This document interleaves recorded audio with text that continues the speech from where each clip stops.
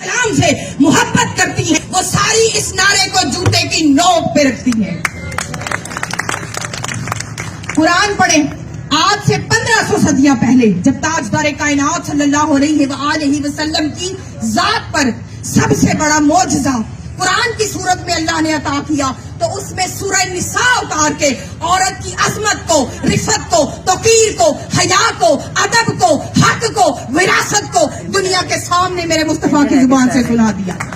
قرآن سورہ نساء اٹھا لے، سورہ نور اٹھا لے. حیا اگر دیکھنی ہے تو سورہ نور اٹھائے. وہ پاک بی بی حضرت عائشہ صدیقہ کے دامن پہ کسی نے داغ، کسی نے انگلی اٹھانے کی کوشش کی تھی. اللہ نے پوری سورہ نور اتار کے سیدہ عائشہ صدیقہ کی عظمت اور عفت کو ثابت کر دیا لوگوں کے سامنے. تو ہم انہی سیدہ زینب کی باندیاں ہیں، اسی سیدہ عائشہ کی باندیاں ہیں. کوئی یہودی ایجنڈا، کوئی ایجنٹ اٹھ کے ہمارے ملک میں یہ نعرہ لگائے کھانا نہیں گرم کر سکتی، تم کھانا نہیں گرم کر سکتی، تو ہم تجھے یہاں سے اس ملک میں جو اسلامی جمہوریہ پاکستان ہے، جو اسلام کے نام پر لیا گیا تھا، جو لا الہ الا اللہ محمد رسول اللہ صلی اللہ علیہ وآلہ وسلم کے نام پر لیا گیا تھا، ہم تمہیں یہاں سے حکومت پاکستان سے اپیل کرتے ہیں. چند 36 عورتیں اٹھ کے گندے واہیات بینرز اگر اٹھا کے یہاں پہ پروٹیسٹ کرتی ہے انہیں اس ملک سے باہر نکال دیا جائے. اگر آپ میری اس اپیل میں میرے ساتھ ہیں تو ہاتھ بلند کر کے یہ نعرہ لگائے، ایسی عورتیں نہیں چاہیے، نہیں چاہیے، نہیں چاہیے. جسم خدا کا، رضا خدا کی، بندہ بھی میں خدا کا. تو بات اتنی ہے کہ اگر ہم اسلام کے ساتھ جڑے، حضور علیہ الصلوۃ والسلام پہ نازل کردہ قرآن پاک کو پڑھیں تو عورت سے جتنا عورت کا ادب اور عظمت اور عفت قرآن نے بتائی ہے اتنی تو کوئی مذہب بھی نہیں سکھا سکا. جب نبی کریم صلی اللہ علیہ وآلہ وسلم اس دنیا میں تشریف لائے اور نبوت پر فائز ہوئے، نبوت کے منصب پر، تو سب سے پہلے آپ نے کیا کیا؟ وہ جو مائیں منڈیوں میں بک رہی تھی، وہ جو بیٹی پیدا ہوتے درگور ہو رہی تھی، اسے اس ماں کے قدموں تلے جنت کر دی، بیٹی کو گھر کی رحمت بنا دیا. آج اگر ہم اس بہانے پہ کھڑے ہیں، ہمارا ملک کھڑا ہے تو فقط اس لیے کہ ہم نے اسلام کا دامن چھوڑ دیا. ہم نے یہودیوں کے ایجنڈے، ہمارے لباس یہودیوں جیسے، انگریزوں جیسے، ہمارے گفتار انگلش نہ آئے تو ہم سمجھتے ہیں یہ بندہ ان پڑھ ہے. عربی بولنے والا بندہ، قرآن پڑھنے والا بندہ. دوسری ہماری سب سے بڑی جو بدبختی ہے وہ یہ کہ ہم نے اپنی بیٹیوں کا بھی، یہ محترم وکیل صاحب نے ایک بات کی ہے، میں بھی وکیل خان عبد القیوم خان صاحب کی صاحبزادی ہوں، تو میرے بابا جان بھی ایڈوکیٹ ہیں، تو میں یہ مینشن کرنا چاہتی ہوں کہ وراثت وہ پرابلم ہے ہمارے ملک میں، وہ عذاب بن کر بیٹی پہ ٹوٹتی ہے کہ قتل بھی ہوتے ہیں. یہ کہنا کہ گھر سے چلی جاؤ یہ تو چھوٹی سی بات ہے.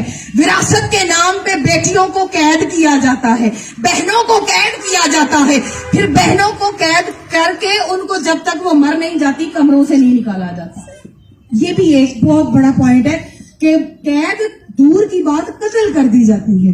اب میں آپ کو نبی کریم صلی اللہ علیہ وآلہ وسلم کی حدیث مبارکہ سے ایک بات مینشن کرنے لگی ہوں کہ عورت کی عظمت دیکھیے، بیٹی کا مقام دیکھیے. حضور علیہ الصلوۃ والسلام اپنے گھر میں تشریف فرما ہے. اما عائشہ صدیقہ اس کو روایت کرتی ہے، آپ کہتی ہے کہ آقا علیہ الصلوۃ والسلام اپنی نشست پر بیٹھے ہوئے تھے، سامنے فاطمہ الزہرا چل کے آ رہی تھی. جو ہی فاطمہ الزہرا سلام اللہ علیہا نے گھر میں قدم رکھا، وہ والضحیٰ کے مکھڑے والا، واللیل زلف والا، آمینہ کا لال، رب کا محبوب نبی محترم صلی اللہ علیہ وآلہ وسلم. روکتی ہوں بات ادھر، جب معراج کی رات اللہ کا محبوب اوپر گیا نا تو اللہ تبارک و تعالیٰ نے کہا کہ یا محمد، وہ لامکا کی آخری حد جہاں پہنچ گئے، کہا ٹھہر جا چل کے آنے والے محمد، رک جا. یہ خدا آگے بڑھ کے اپنی شان و شوکت سے تیرا استقبال کرتا ہے. مقام محمد یہ ہے، اور بیٹی کا مقام یہ ہے کہ جس ہستی کے لیے خدا کھڑا ہو، فاطمہ گھر چل کے آ رہی ہو، مصطفیٰ اس کے آنے پہ اس کی محبت میں خود کھڑے ہو جائے. آقا علیہ الصلوۃ والسلام اپنی بیٹی کے لیے کھڑے ہو گئے. کھڑے ہو کر انہوں نے اپنی بیٹی کے ماتھے پہ بوسہ دیا. آج جائیداد دور کی بات، بیٹی 10 دن گھر میں زیادہ رہ جائے نا میکے میں آ کے तो जो बाप हैं और भाई हैं उनके चेहरों पे बाल आ जाते हैं। उधर करीम आका अलैहिस्सलाम कह रहे हैं फातिमा बद आतु मिन्नी, फातिमा मुद आतु मिन्नी, यानी बेटी का वो मुकाम बता रहे हैं। बेटी घर में आए तो मोहब्बत के साथ खड़े हो जाओ, बेटी को कहो कि बेटी मेरे जिस्म का टुकड़ा है, बेटी में मेरी रूह बसती है। बात सिर्फ ये कहने की है, हकूक की बात है। मेरी बहनों, ये जो एजेंडा उठा है, पता नहीं आप में से कोई जानती है कि कोई नहीं जानती, मगर यकीन माने इस पे मेरे बीसीओ जो लाइव खिताबात है वो भी चल रहे हैं, टीवी चैनल्स वाले भी ले रहे हैं। इसमें इलेक्ट्रॉनिक मीडिया का बड़ा हाथ है। ये याद रखिएगा, मेरा जिस्म मेरी मर्जी को प्रमोट करने वाले इलेक्ट्रॉनिक मीडिया का भी बहुत हाथ है। वो कैसे? आप देखें, कमर्शियल इनके चेक करें, पूरी एक लॉबी बैठी हुई है जो हमारे जहनों को गंदा कर रही है। कैसे? पता है आपको? साबुन एक मामूली सी चीज है, उसका कमर्शियल देखें, उसमें खुशबू एक औरत के जिस्म की खुशबू, आका अलैहिस्सलाम कहते हैं कोई गैर मर्द किसी औरत की खुशबू ना सूंघे, अगर सूंघी तो उस पर जन्नत की खुशबू हराम कर दी जाएगी। और वो कमर्शियल क्या दे रहे हैं? कमर्शियल ये दे रहे हैं कि औरत साबुन से शावर ले रही है और आफ्टर उसके वो बाहर निकलती है, उसकी खुशबू से मर्द महसूस हो रहे हैं। डूब मरने का मुकाम है। जब तक इस निजाम को जड़ से नहीं उखेड़ा जाएगा तब तक इसमें तब्दीली का नारा लगाना भी फजूल है। यहाँ एक ही नारा बनता है, चेहरे नहीं निजाम बदलो, चेहरे नहीं निजाम बदलो। जब तक निजाम नहीं बदला जाएगा तब तक इस मुल्क पाकिस्तान को तरक्की की राह की तरफ कोई भी गामजन नहीं कर सकेगा। यहाँ पे चोर डाकू लुटेरे जो यहूदियों के एजेंडे पे काम कर रहे हैं, तो खवातीन कहाँ? यहाँ पे तो खवातीन अपना हक मांगने के लिए किसी वकील के पास चली जाए, किसी पुलिस वाले के पास चली जाए, किसी इंस्पेक्टर के पास चली जाए, तो वो हक तो बाद में लेगा, पहले वो अपनी हवस भरी नजरों से आपको देखेगा।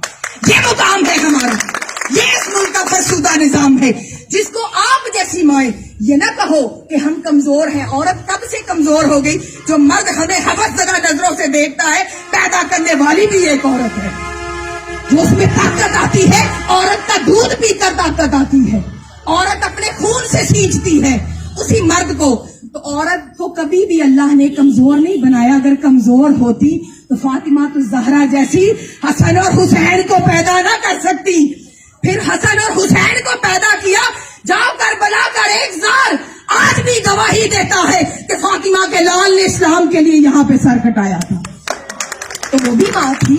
फिर इसके बाद दूसरी माँ आ गई, सैयदा ज़ैनब सलामुल्लाह अलैहा।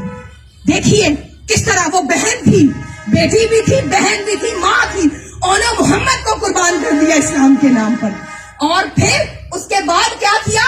उसके बाद ऐसी तहरीक चलाई और वो तहरीक चला के यजीद का काया पलट दिया, यजीद का तख्त उलट दिया। तो हम भी उनकी बांदियां हैं, भरा उनकी बांदियां, उनकी तालीमात पर अमल करो, उनके साथ तो जुड़ो, दीन के साथ जुड़ो, इस्लाम के साथ जुड़ो। कोई बच्ची आपकी लायक निकलती है, वो डॉक्टर बनती है, इंजीनियर बनती है, बनाओ भाई, जरूर बनाओ, ये तकाजा है वक्त का, मगर उसे सैयदा ज़ैनब की बांदी भी बनाओ, उसे इस्लाम भी सिखाओ, उसे कुरान भी सिखाओ, उसे मुस्तफा का फरमान भी सिखाओ। जब हम यूनिवर्सिटीज में जाते हैं, हमारे माहौल चेक करें, हमारे लिबास देखें कैसे हैं, अपनी बेटियों पे नजर रखें। आज जो नारा लग रहा है आजादी चाहिए, मुझे वालिद से आजादी चाहिए, तो मेरा एक सवाल है उन बीबियों से जो नारे लगा रही है वालिद से आजादी, तो मतलब आजादी का ये कि फिर तुम्हारे वालिद का कोई पता ना चले। आजादी तो सरासर ये है, वरना जिसको अपने वालिद का पता है वो तो उसके साए में हमेशा रहना चाहती है। नारे का असल मकसद ये है कि जैसे वो बाहर के ममालिक में, फॉरेन में, न किसी के बाप का पता है, न किसी के भाई का पता है, न किसी के बेटे का पता है, और फिर इसी तरह का निजाम वो यहाँ लाकर ये एक खूबसूरत माशरा है। मेरी बहनों, पाकिस्तान का मर्द इज्जत करने वाला मर्द है। पाकिस्तान का मर्द इस माशरे में औरत को इज्जत देने वाला है, रिस्पेक्ट देने वाला है, क्योंकि मर्द ने इस्लाम पढ़ा है। हमारी माएं अगर ये बात तवज्जो के साथ देख ले कि अगर अपने बेटों को ये सिखा देना कि तुमने शोहर मुस्तफा जैसा बनना है, तुमने शोहर मौला अली जैसा बनना है, तुमने शोहर सैयदना सदीक अकबर जैसा बनना है, उमर फारूक उस्मान गनी जैसा बनना है, हसन हुसैन जैसा बनना है, ज़ैनुल आबिदीन जैसा बनना है, तो यकीनन जब आप सैयदा ज़ैनब जैसी माएं बनेंगी तो बेटे हुसैन जैसे आएंगे। मोहम्मद बिन कासिम वो एक औरत की आवाज ही थी ना। मैं यहाँ मेरे बारे में कहा जाता है कि बाजी मर्दों के हक में बड़ा बोलती है, बोलूंगी, اس لیے کہ پاکستان کی عورت مرد کے سر پر بیٹھ کے راج کرتی ہے، مرد کما کے لاتا ہے، عورت گھر میں بیٹھ کے صرف، اور عورت کو فیسیلیٹیٹ کیا کرتا ہے؟ کام کرنے والی مائی بھی گھر میں رکھی ہوئی ہے، بعض نے برتن دھونے والی رکھی ہے، بعض نے صفائیوں والی، بعض نے کھانا پکانے والی، اور اس کی پیمنٹ کون کرتا ہے؟ شوہر کرتا ہے۔ ایسا معاشرہ، ایسی سوسائٹی، اسلام نے جو حقوق عورت کو دیے ہیں وہ کہیں اور آپ کو نہیں مل سکتے۔ تو لوگوں، اسلام کے ساتھ جڑو اور جڑ کر اپنے اصل حقوق، ان کی ڈیپتھ میں جاؤ، ان کی گہرائی میں جاؤ، جا کر پھر مانو حقوق ہمارے کیا ہے؟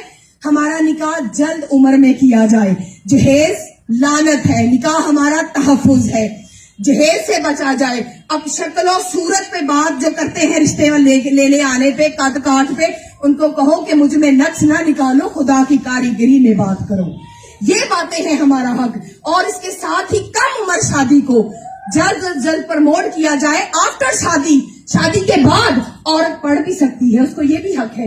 اگر کوئی مرد، میں کہوں گی اگر کوئی مرد یہ چاہتا ہے کہ میری بیوی پڑھی لکھی ہو اور اس کے سانہ بشانہ چلے، تو اس کو تعلیم دلا لے، دماغ تو وہی ہے نا جو ماں باپ کے گھر بھی تھا۔ تو یہ وہ حقوق ہے جن کا نعرہ آج کے دور میں جس کی ضرورت ہے، اور آج کے دور میں ہمیں شانہ بشانہ مردوں کے ہی چل کے اپنی عصمت و طہارت اس کو برقرار رکھتے ہوئے اس معاشرے کو خوبصورت بنانا ہے، اور ایسے گندے ایجنڈوں کو دور کر دینا ہے۔ اللہ کریم آپ کو سیدہ زینب اور فاطمہ الزہرا کی باغی بنائے رکھے۔